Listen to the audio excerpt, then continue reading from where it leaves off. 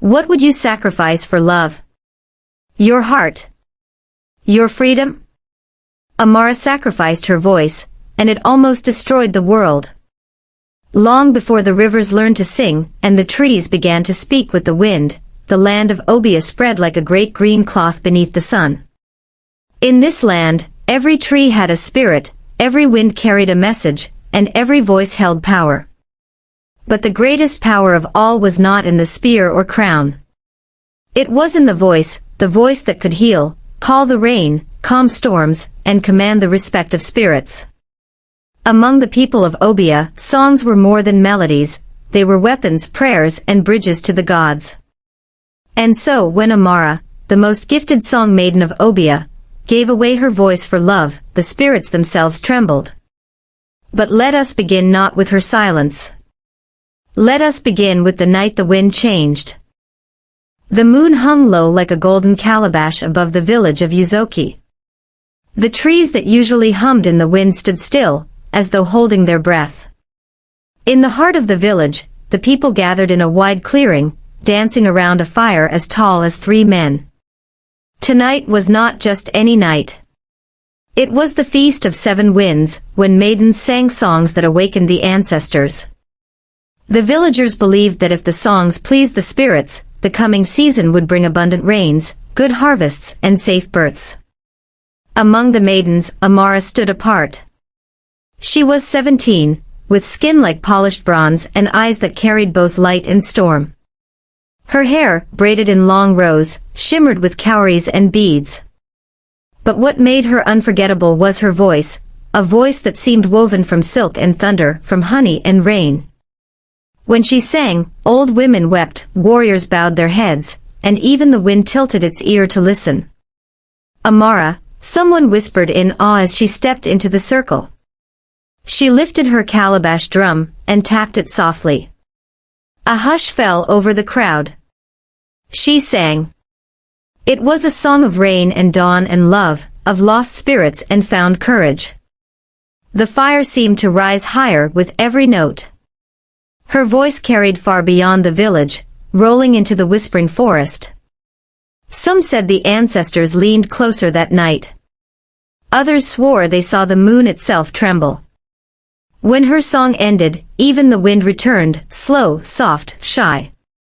She will be chosen, the priestess murmured. She already has been, said the old chief. The morning after the Feast of 7 Winds smelled of fresh palm wine and wet earth.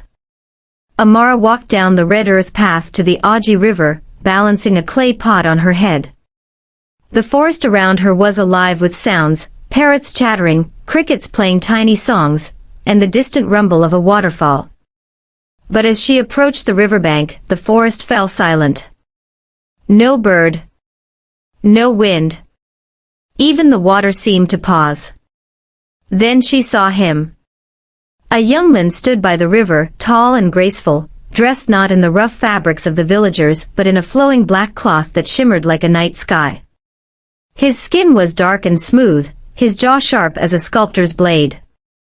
And his eyes were like deep pools of water that never saw sunlight. He was unlike any man Amara had ever seen.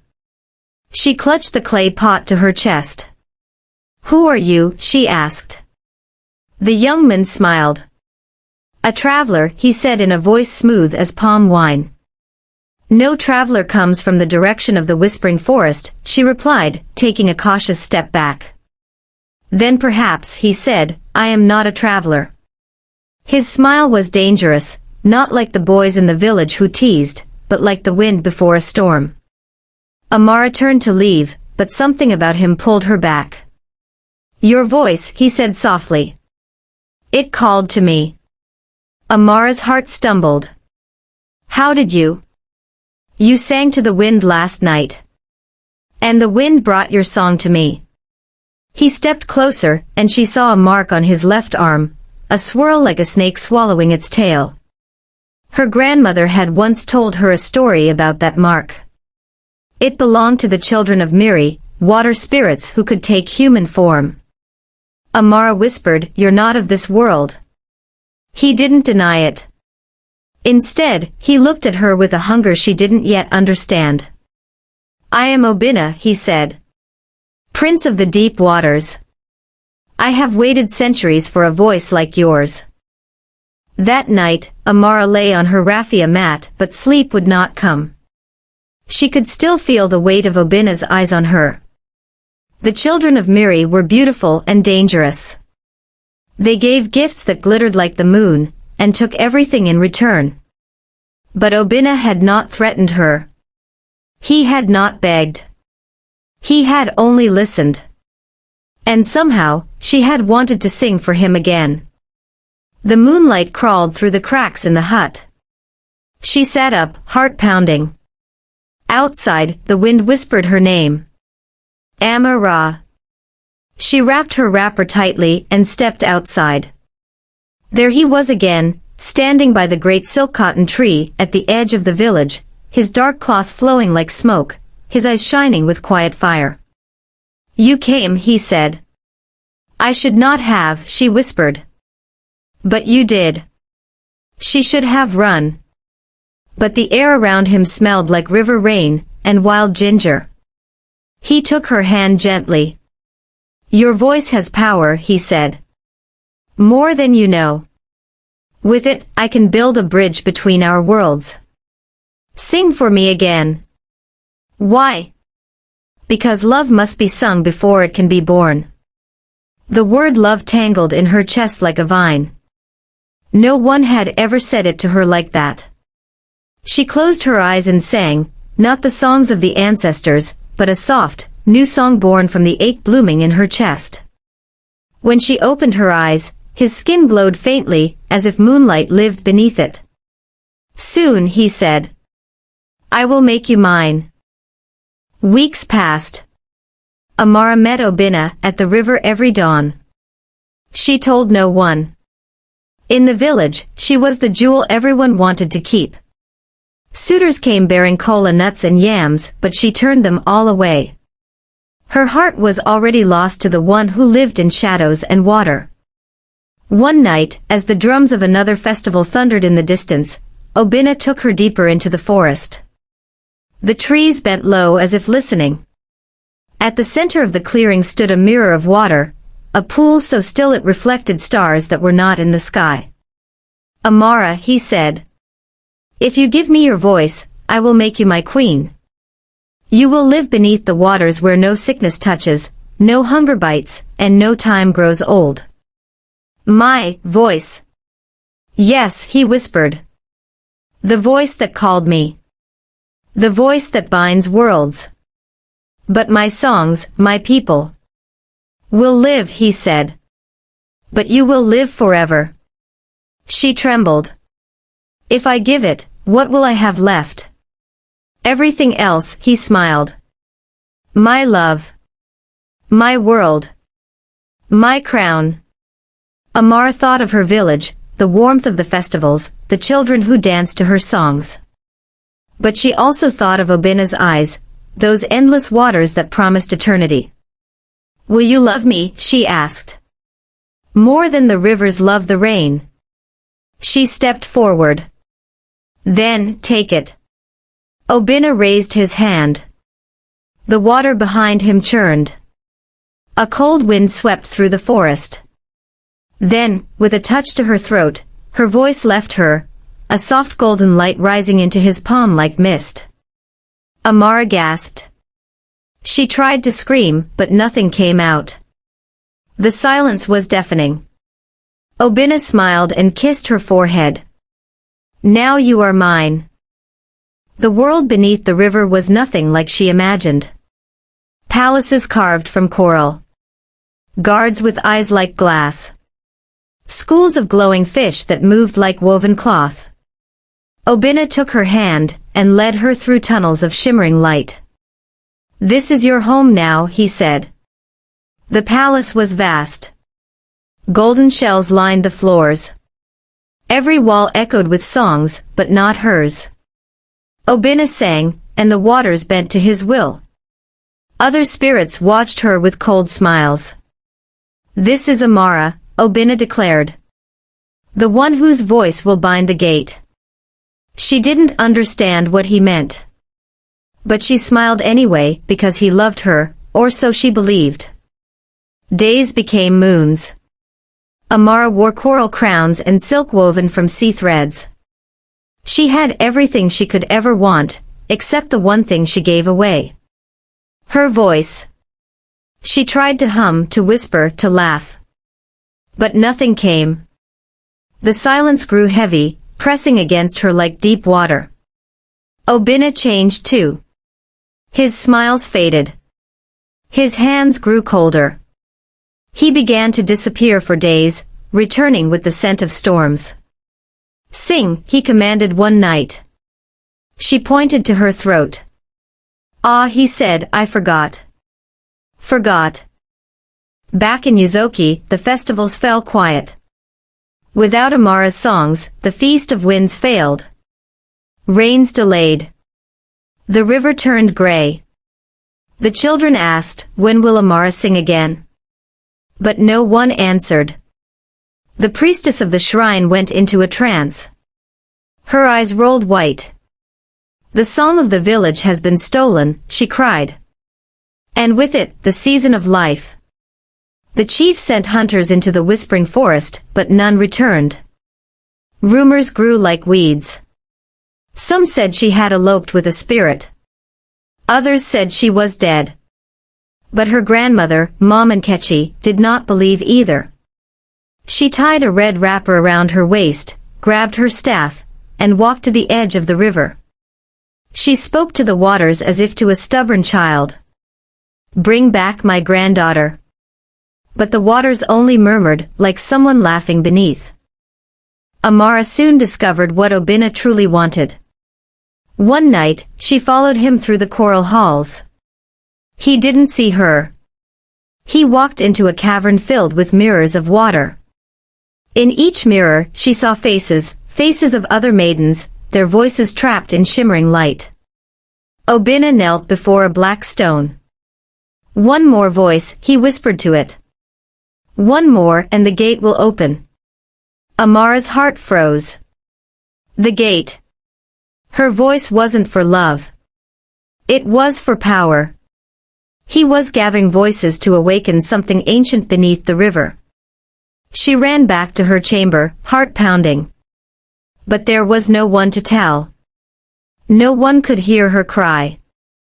One morning, when the waters were still, a small turtle crawled into her chamber.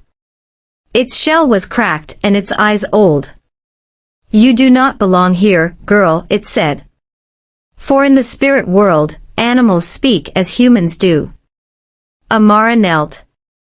Help me, she mouthed. I cannot hear you, said the turtle. But I can see your pain. The turtle introduced itself as Nadi, the forest trickster. It had been watching her since the night she met Obinna. He feeds on voices. Yours is the last he needs to break the gate of Aji. If he succeeds, the river will drown the land. Amara's breath caught. There is a way, Nadi said. But it will hurt. She nodded fiercely. You must steal back what you gave. But how? Nadi's eyes gleamed. Even the strongest river fears the wind. That night, the water palace held a grand feast. Obinna wore his black cloth, the mark on his arm glowing like fire. He raised a goblet of moon water. Tonight, he declared, the gate will open. And I shall reign over both water and land. The spirits cheered. Amara entered the hall wearing a gown made of goldfish scales. She moved with grace, though her heart pounded like a drum. Obinna smiled faintly, unaware. She began to dance, not just any dance, but the dance of 7 winds, a dance only her people knew. The spirits leaned forward, curious. As she spun, the waters stirred. She lifted her hands, and though her voice was gone, the memory of her songs lived in her movements. The river began to tremble. Then came the wind.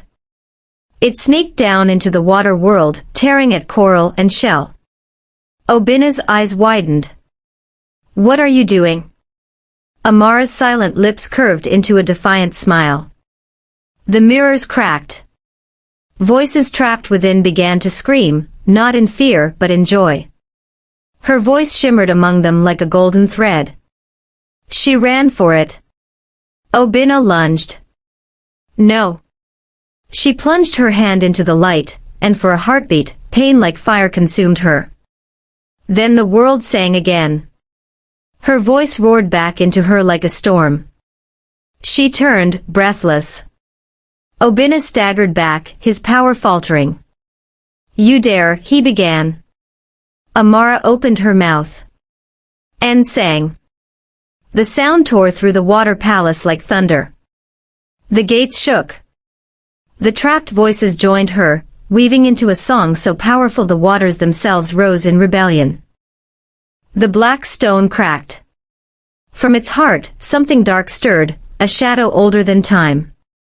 It was the Aji spirit, a sleeping god of flood and famine. Adanna screamed, "You've awakened it." Amara's song climbed higher, no longer soft but fierce. The wind rushed in, circling her like a cloak. She thought of her village, of her grandmother, of drums and laughter. And she sang not for Adanna. She sang for freedom. The shadow lunged toward her, but the wind split it. The mirrors shattered. Spirits fled. The palace collapsed like sand beneath the tide. Adanna tried to grab her. You're mine. No, she said, her voice strong now. I was never yours. She turned her song on him, a final, piercing note.